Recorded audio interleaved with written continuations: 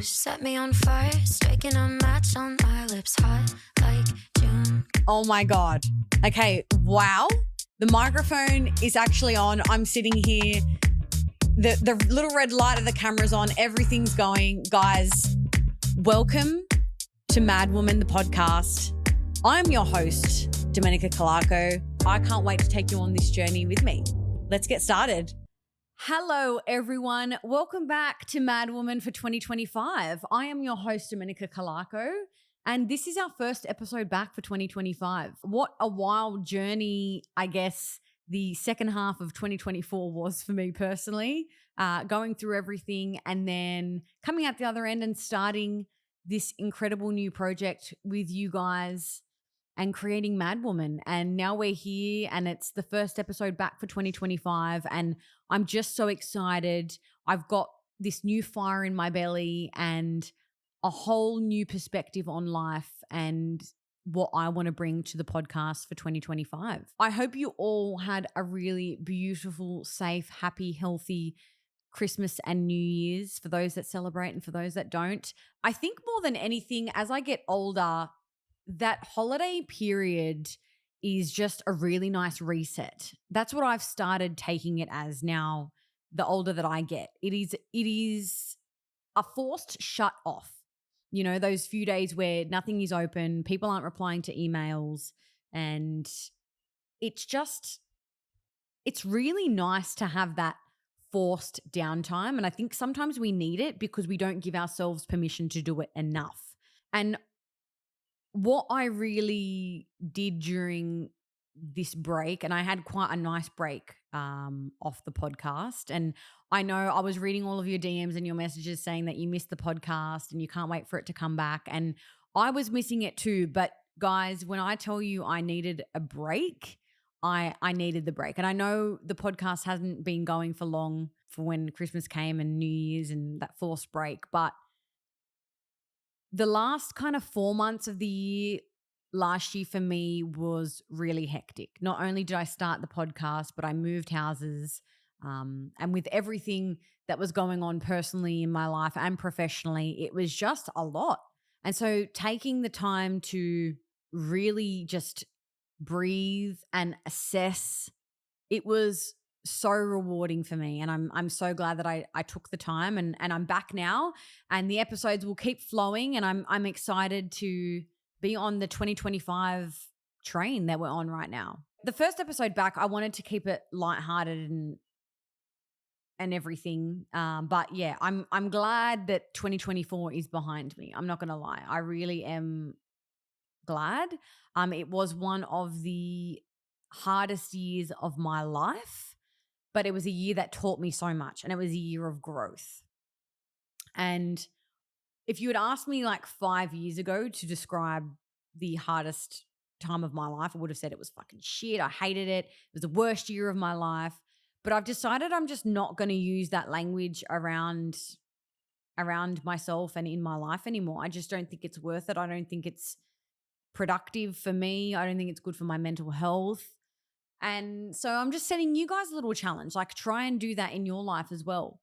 Try and not use negative tones, negative language around you in your life. Like it's just not worth it. It doesn't help you in the long term when it comes to your mental health. And at the end of the day, you are the only person that you have. You know, if you cut out, look, at the end of the day, I'm so lucky that I have my friends around me, my family around me. But when I go to sleep at night, all I have is me. And if I don't nurture me, then I have nothing. And we are so quick to put everyone else first, whether that be our partners, our puppies, our kids, our family, whatever that may be.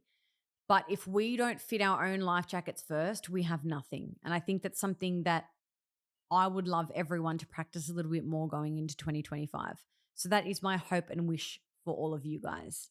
I also really hope that you didn't get too caught up in the bullshit of New Year's resolutions. And I did go on about it a little bit on social media, but I guess I'll reiterate a little bit on the podcast right now. The reasons I hate New Year's resolutions is because we're just setting ourselves up to fail. If you write a list of things that you want to achieve and you don't give yourself a playbook on how to actually achieve those goals, you are literally setting yourself up for failure. Not only failure, but you're setting yourself up for disappointment, and that is not good for your mental health at all.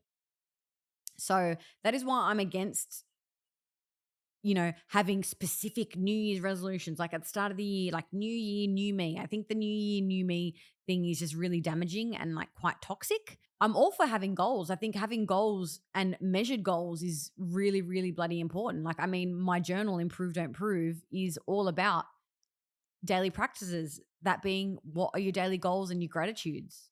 I'm all for it. But I just think specifically people, I saw so many people on like the 1st and the 2nd of January that were like, I'm going for a run 10 kilometers a day, or like, making it my mission to go for an ocean swim every day. Like, that's all well and good in theory, but how are you going to make that happen? Like, when it's the middle of winter, are you actually going to go for an ocean swim? Do you live down the road from the beach? Like, all of these things, I'm just speaking in general. Speaking of my journal though, we do have stock in after we sold out in literally less than 48 hours last month when we first launched. But we finally have stock, and we do ship internationally. And I'm so excited that I've started to get already so much feedback on the journals, and I'm just obsessed. I'm so grateful and so blessed hearing this feedback and knowing that you guys are loving it and getting out of it as much as what I wanted you to. So it's a huge blessing, and I'm just so, so happy. I wanted to acknowledge that there's a lot of things happening in the world, and there always are at all different times, at all different corners of the earth. But I wanted to talk about specifically how hearing in the media and on social media really heavy news constantly, how it makes it hard to navigate through life and with those emotions, taking in all of that content that we see online and in the media. Like, it's hard to not see. Every time you open TikTok, every time you open Instagram, there is, a new natural disaster, or there's a new humanitarian crisis, or, there's who is feuding now in the world and what countries are at war. And it's just terrible. And if you're like me, it can sometimes feel like you don't know what you can do and you feel helpless.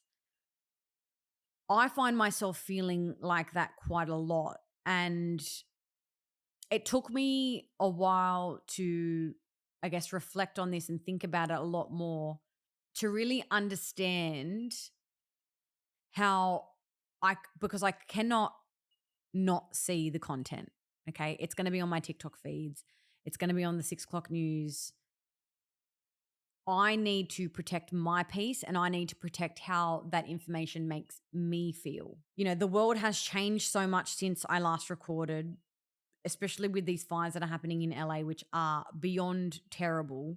And I think for me, the one thing that I'm seeing is this kind of, in LA in particular, where there is so much wealth, and in America, like, there are, I think, thousands of or hundreds of thousands of billionaires. They've got over 200 million people. And just seeing the hate that's coming out of there, and especially on social media, like, people are hating on the wealth that's out there. And it's really sad, because I think people just automatically expect that, oh, these people have money in LA, they can just rebuild, they're all millionaires, they've all got mansions. At the end of the day, that's not true. Not everyone that lived in that area had insurance for one, but don't have millions of dollars that they can just rebuild. It's like, and regardless if you have money or not, you've lost everything that meant anything to you. Let alone, I don't know, some people didn't even get their pets out, and people have lost their lives in these fires. So I just wanted to reflect on how social media, the news cycle, and digital platforms shape the way we view global events, right? Because it makes us feel like we have a personal responsibility to do something. even though we're so far away from these people and so far away from these places, we automatically feel like we have a responsibility to do something, which donating and spreading awareness is incredible. And of course, you know, so many people in Australia have been doing that when it comes to the war in Gaza, you know, these fires that are in LA right now. But that can still leave us feeling heavy, like we aren't doing enough. I know for me, sometimes I feel like, oh, I can't be there and help, or I can't do anything, or I can't physically do anything, or I can't make a change, or I can't go and talk to this world leader and get them to change their mind, or I can't go and shake them and say, can't you see that people are dying and hurting? It's, you know, it creates burnout. This 24-hour a day news cycle leads to burnout at the end of the day, but it sensationalizes events to a certain extent, and then it also desensitizes us because we are so aware of everything that is happening in the world, every bad thing that is happening. So the next bad thing that happens, is it even going to be bad? Because each time it's just getting worse and worse, and that is made worse by the media. It's made worse by all of the shit that we see online. And it's like, how do you find a balance between staying informed and then protecting our mental health? I think this is something that no one really thinks about, right? Because there has to be a balance between wanting to stay informed, knowing what's happening in the world, and being an informed global citizen. But at the detriment, you know, to what detriment of our mental health? And it's so easy to find yourself feeling guilty or like you can't help or do anything to change what's happening. But at the end of the day, if you are doing all of the things, you know, if you've donated and if you've raised awareness and you've done things, you can't beat yourself up that you're not doing anything. And I also want to make it clear that if you can't afford to donate, I also think that you shouldn't be made to feel bad either.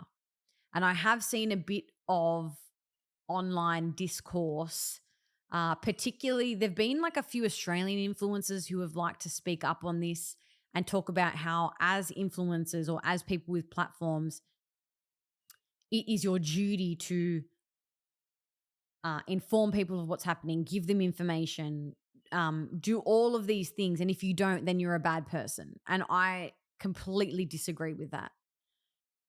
Since I came into having a public platform and having a name for myself in the media and in the Australian and I guess worldwide, I found it very hard to find a fine line between me wanting to talk about global events and my opinion on things, both online and also on my old podcast and I guess now, because I just know that no matter what I say, some people are going to, sorry, I'm going to start that again.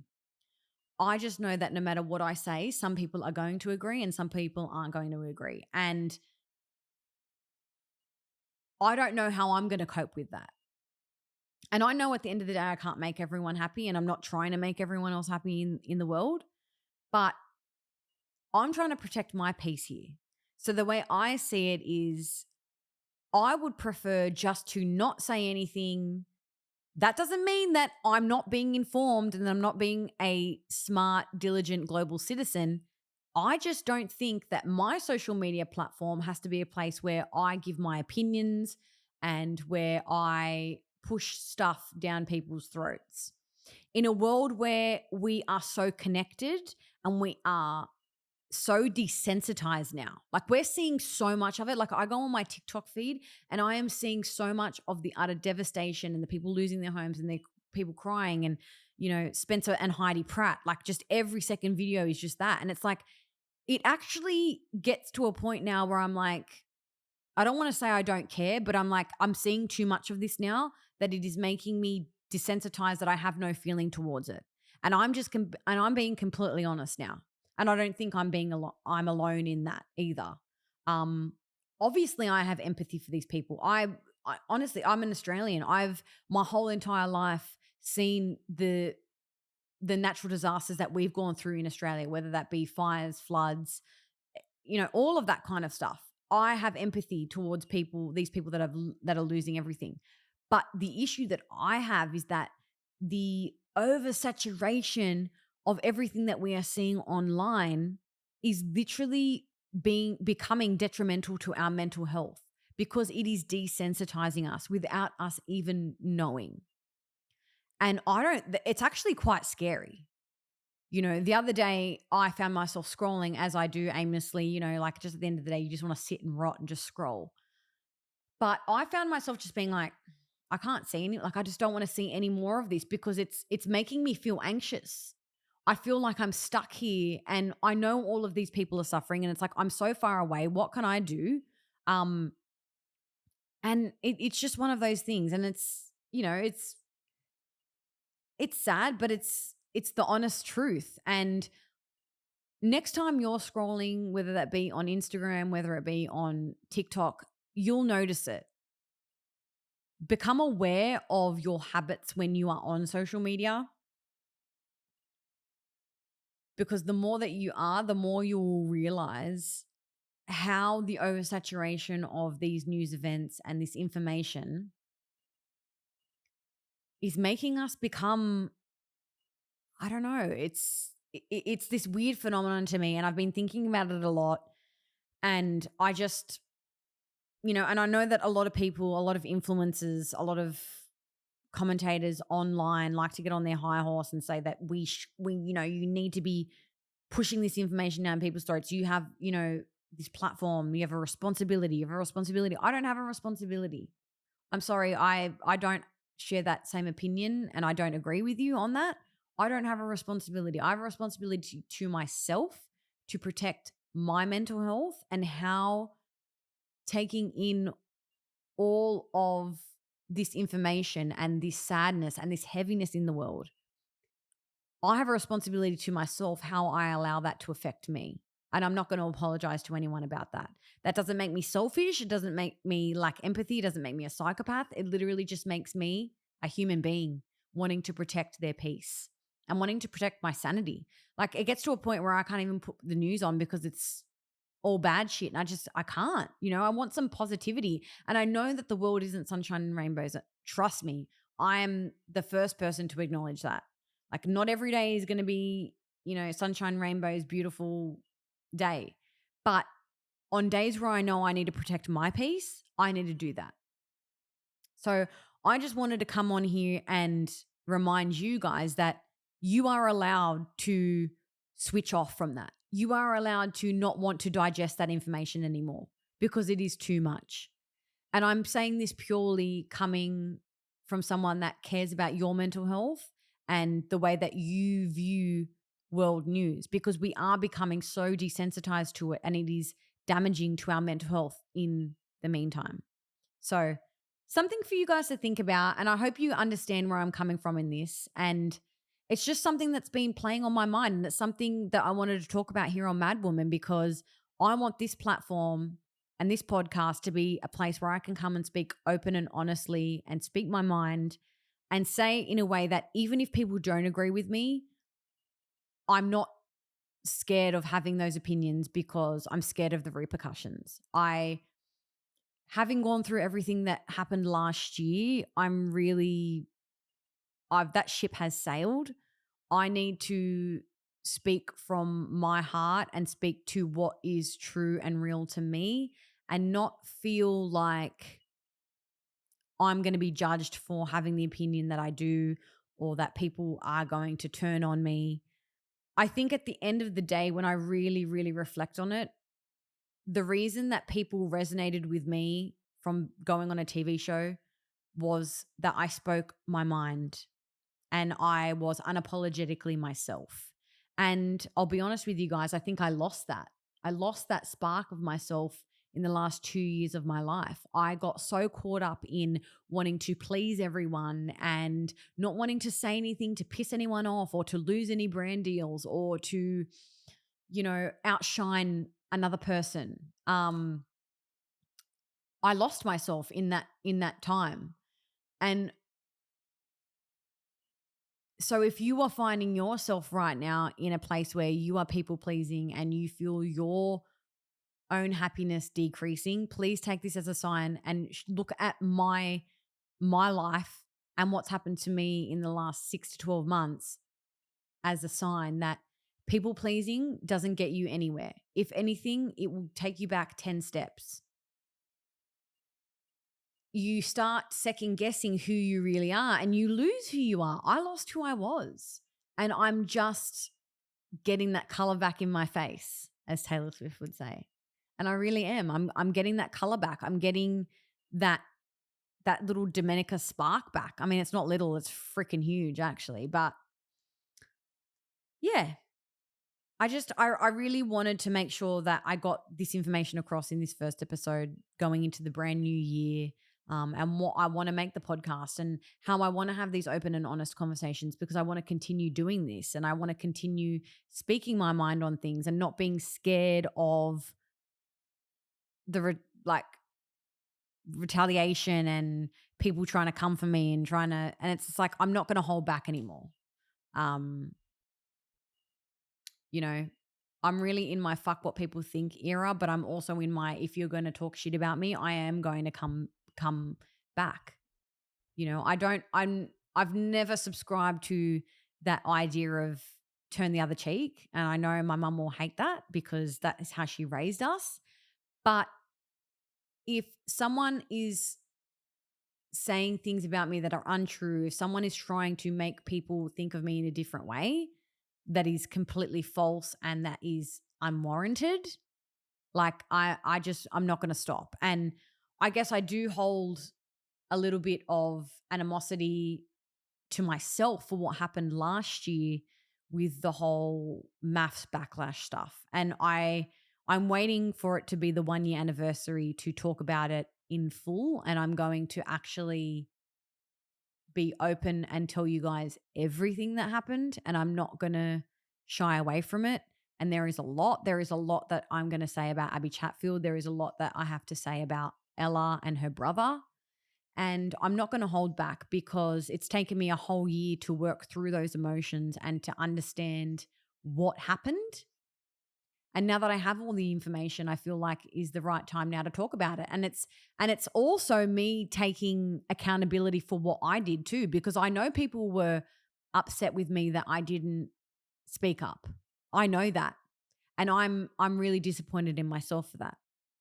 But that will come in a couple months' time when it's been a whole year, which is wild. To think that it's been a year, but it's something that I'm already working on now. I have to write my notes. I have to really think about what I want to say in that episode because there is a lot. But between now and then, there is so much more content that is coming to Mad Woman, and I just cannot wait. Having you guys involved in the podcast way more is something that I'm very, very, very excited about as well. So we did go through a personal reflection and I guess, everything that happened to me in 2024. But, what are my goals for 2025? Have you guys thought about what your goals are? Short term, long term, all of those things. For me, 2024 was a bit of a wild ride. There were highs, there were lows, but ultimately I learnt that I can't force myself into a mold of who I think I should be. That's where I lost myself. I'm not trying to become perfect in 2025 at all. I never was and I'm never going to be perfect. So I'm not trying to make myself better. I think saying I'm trying to be a better person. Like, aren't we all? Like, we're just trying to survive here. For me, I'm trying to stay grounded in what matters most. And that is my mental health, my community, that being you guys here at Mad Woman, and my bloody peace of mind. Okay? Something that I kind of lost sight of. For me, this year is about building consistency over perfection, first and foremost. And at the end of the day, embracing the mess that is being a human. It is. It's like I will fall down, I will fail, I'll make mistakes, I'll stuff up, but I'll pick myself up again and I'll learn from those mistakes And that is the beauty of being human. I think we really need to stop punishing ourselves for making those mistakes. So that's out. That's out for 2025, is punishing ourselves for making mistakes and failing, because that's like ill, like just ill. So that's the reason why I'm not setting resolutions per se. I'm setting goals, I'm setting intentions, but I'm setting them in ways that are small, big, but in whatever way fits. It's not a one size fits all. And that's something that I hope that you guys can also take for 2025 as well. I posted a story the other day on getting you guys to tell me how you navigate through the madness. And what I love about this question is because madness can be personify itself in so many different ways. And I love all of your responses. So this is the first of many ways that you guys are going to be interacting with the podcast this year. And I'm going to start saying names, because I'm not going to say last names, but I'll say first names, because I think it's a really nice way of you guys feeling like you are included in the podcast. So it's Miss T said, not watching any news is helping. Too much devastation. And I mean, we've just spoken about this for like the first 20 minutes of the episode. So I completely agree. And I love that you were doing this for yourself, Miss T, because we have to protect our peace. Another person, Penny Jean, actually said not consuming any Murdoch media and prioritizing getting enough sleep. Amen to that. Sleep and rest, giving your body, listening to your body. I think that's one thing I'm definitely doing more in 2025 is listening to my body. When I need a rest, or when, if I've got plans and I am not feeling up to it, I don't feel like going out, I don't feel like socializing, I'm just going to be honest with my friends, my family, whoever it is. I'm actually not feeling up to it. I'm not going to come today. And there's nothing wrong with that. Prioritizing your needs is not selfish. It's self-care, and it's an in for 2025. Don't you forget about it. Mackenzie says, daily gratitude has helped me a lot, and finding joy in little things like my morning coffee. Mackenzie, I love this. I love that you have implemented the daily gratitudes into your life and just noticing how much it's actually helping you. That makes me so, so happy. Oh, you've also said another one, focusing on taking one day at a time and trying to stay in the present moment. Amen to staying in the present moment. We have so much going on all the time. We're running around like headless chooks half the time, and it's so hard to stay present. But the more that we do that, the happier we will be. And I know I go on about that all the time, but it is so freaking true. Maria says, leaning into my family and the things I know to be true, their love, laughter, and being present. That's beautiful. I love that. Kylie said, I don't watch TV or read the news. It's interesting that, and I haven't read these before recording the episode or even knowing what I was going to talk about in this episode. And I'm really, really glad that you guys, there's a lot of you in here that are saying that the news is affecting you and how you're navigating through the crap. And it's just not putting yourself in front of it. Emily says, being grateful and giving back. The let them theory, my latest quote. I love this. I really did need to do myself a favor and buy the Let Them Theory by Mel Robbins, I think is her name. Is that her name? Sorry, let me look that up. Yes, it is Mel Robbins. I knew. I was having a little bit of a brain pause just there. But yeah, the Let Them Theory, I really need to read that book. So many of you guys have recommended it. I did start reading Mad Woman, which is a fiction. It's slightly based on true events, but it's like a fiction novel. Arita says communication, listening, trying to think, how was that person's day before I react?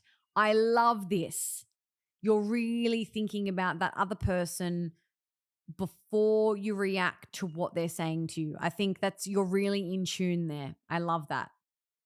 Renee, a debrief walk with hubby or a friend helps a lot. My music also keeps me sane. I couldn't agree more there, Renee. Music is how corny is this? The soundtrack to my life. But it really is. I mean, without music, I I wouldn't be as productive. I wouldn't be as happy. I truly do believe in that. I think adding music to your day, whether it's when you're cooking, whether it's when you're getting ready in the morning, I just love it. Enza said, I avoid all the madness around me. I do all of the things that I enjoy, beach walks and op shopping. Love that for you, Enza. Lise says, reading trashy fantasy. Love that for you, girl. Yes. You know what? Reading is just another form of meditation. And I love that you are into trashy fantasy. So is a whole bunch of my girlfriends, and they're trying to get me into it. But at the moment, I just don't have time to get into those universes, but I really want to make time. Okay, Blaine says, I don't watch mainstream news and on socials. Stick to watching stuff that only makes me feel positive. There's way more of that. Shane said, well, if it's out of my control, I don't worry about it now. I got that from your podcast. Oh, I love that. Thank you, Shane. Joanna says that they vent to their partner. He sees things clearer. Unlike myself, I just panic and stress. You've got a yin and yang partner too. I love that. So do I. My partner is very much the level-headed side. As much as I have grown and I've become a more level-headed person, I definitely still have moments when I'm stressed or when I'm overwhelmed that I can't self-regulate. So it's so important to have those people around you that are there to help you through that. Rose said, I think that it's really important to protect yourself and focus on yourself. That is true. It's not selfish. It doesn't mean that you lack empathy. It means that you are just being a good human being and focusing on you. Ange says, I feel like we'd be besties if you lived in Victoria. Keep being you. Oh, thank you. Kim says, work out, taking my German Shepherd for walks to help with my mental health and writing. Love all of that. Tal says, really trying to focus on settings I can control. So important. And that's what I was saying when I meant, going out and doing all of those things. If being in those kind of social settings is something that sets you off or makes you anxious, or, you're overstimulated, not putting yourself in those situations doesn't mean that you are selfish. It means that you are taking care of you. And I think that's something that we really, really need to focus on in 2025, because I think if more of us live in that space, we will be a better society in general. All right, last few. Melissa, beach, good books, hardcover, of course, with friends, family, and a good feast and good wine. I love that. Vanessa says, mindfulness, gratitude, and keeping my circle small. Couldn't agree more with you there. Nick says, meditate, deep breathing, and watching lighthearted reality shows like Real Housewives. Oh my goodness, guys. Are we all Real Housewives fans here? Because I can't tell you how much I'm obsessed with Real Housewives of Salt Lake City. I've actually just gone back and started watching it again from season 1. I'm currently on the season 1 reunion, and Jen Shah is just, I've no words. I'm obsessed. I love it. It is my comfort watch. If I'm stressed doing work on my laptop, it has to be on in the background. If I can't sleep at night, it's on in the background. So I really want to start a conversation in the Instagram. I should start one of those groups in the Instagram. You know how you can start one of those things and like people can like add in there? I really need to look into doing that, because I really want our community to start being able to talk between ourselves, because I don't know if I want to make a Facebook group. But if you guys think that I should make a Facebook group, send me a DM and I'll see. I might even put a poll up tonight. All right, guys, we have come to the end of the first episode of 2025 for Mad Woman, the podcast. Thank you so much for sticking around and listening to the episode. I really do hope that you enjoyed it. I can't wait to hear your feedback. I hope you're all well and cannot wait to go on this journey that is 2025 here on Mad Woman. Make sure, if you haven't already, go and follow us on Instagram at madwoman.podcast, and I will chat to you guys in the next episode. In the meantime, look after yourself and don't forget, self-care isn't selfish. Bye, guys.